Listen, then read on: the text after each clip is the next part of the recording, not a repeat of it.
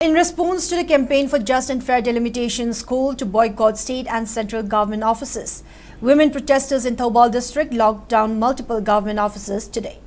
The protesters also stormed the gate of the Thoubal DC complex in an attempt to lock the offices inside. A brief scuffle broke out when a police team deployed at the site prevented them from entering the premises. Following the confrontation, a few representatives were permitted to meet with the Thoubal DC. Speaking to reporters after the meeting, a representative identified as Irom Subhasini stated that the offices were locked only after employees were sensitized to the movement. She urged government employees to suspend their duties until the government announced a concrete policy regarding the NRC update and census operations.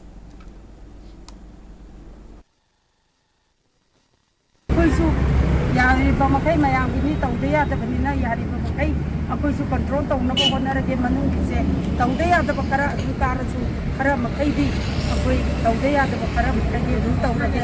ai bo photo at mai na thambi re ya pasana cooperation tv re mayam na mai mera bu jo koina an tagat sari aduga matung samai na numini ni umni sidi asmai na lainar se koi yari makai irang thok na ba hai na mai wa